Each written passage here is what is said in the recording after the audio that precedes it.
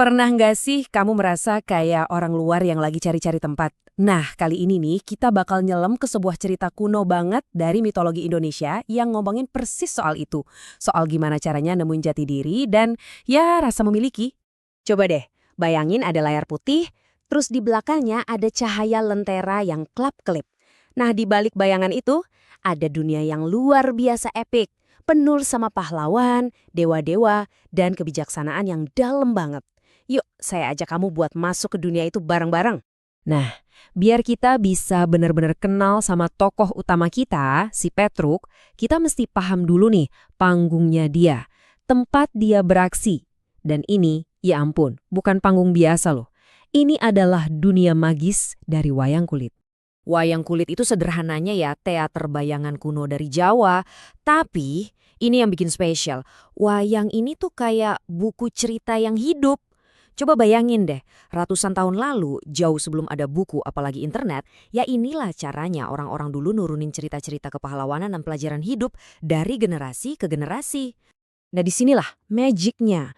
Semua ini, permainan bayangan yang detail banget, itu semua dikendaliin sama satu orang, jenius banget, yang kita sebut dalang. Dialah yang nyeritain kisah-kisah epik kayak Ramayana dan Mahabharata, tapi dengan gayanya sendiri. Jadi ini tuh lebih dari sekedar seni loh, ini benar-benar jantungnya budaya Jawa. Oke, di dunia wayang yang super luas ini, ada satu keluarga yang selalu nyuri perhatian. Mereka ini beda banget dari tokoh-tokoh lain, unik, penting banget perannya, dan mereka dikenal sebagai punakawan. Peran punakawan ini emang unik banget.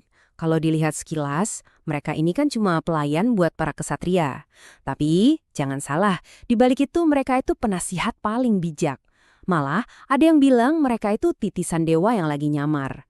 Jadi, ya mereka ini semacam badut yang bijaksana. Nah, ini intinya. Jangan pernah ketipu sama penampilan mereka yang kayak abdi dalam. Mereka ini justru penjaga moral di sepanjang cerita. Lewat lawakan mereka, punakawan ini sebenarnya lagi ngebisikin kebenaran. Bukan cuma ke para pahlawan di cerita, tapi langsung ke kita yang nonton. Dan pusat dari keluarga ini adalah Semar. Coba lihat deh sosoknya. Sederhana, malah kelihatan lucu kan? Tapi, jangan salah, di balik wujudnya itu, dia ini dewa yang sengaja milih jadi manusia. Semar itu simbol kebijaksanaan tertinggi, tapi yang tetap rendah hati. Tapi, tahu nggak? Keluarga ini tuh nggak selamanya lengkap kayak yang kita kenal sekarang. Ada satu anggota yang gabungnya belakangan. Nah, pertanyaannya, gimana caranya seorang orang luar bisa masuk jadi bagian dari keluarga titisan dewa ini? Oke, ini dia cerita utamanya. Yuk kita kupas tuntas gimana ceritanya Petruk si orang luar tadi akhirnya nemuin keluarganya dan yang paling penting nemuin takdirnya sendiri. Jadi gini, awalnya Petruk ini cuma pengemara, nggak punya tujuan jelas. Terus datanglah momen penting itu. Dia ketemu Semar. Dan di situ Semar ngelihat Petruk bukan sebagai orang asing, tapi sebagai seorang anak. Disitulah transformasinya terjadi.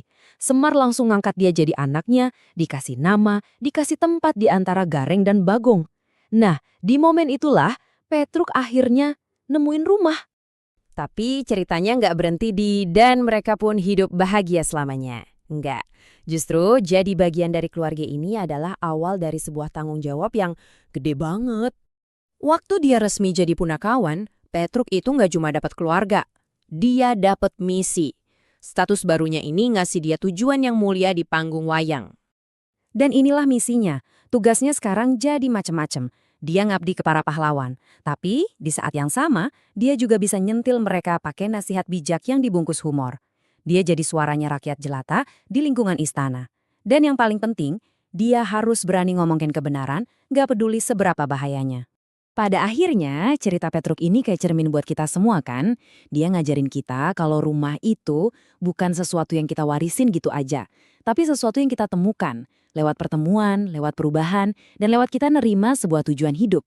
Jadi pertanyaannya sekarang buat kita renungin, pelajaran apa sih yang bisa kita ambil dari seorang badut bijak dari masa lalu ini tentang gimana caranya kita nemuin tempat kita sendiri di dunia sekarang?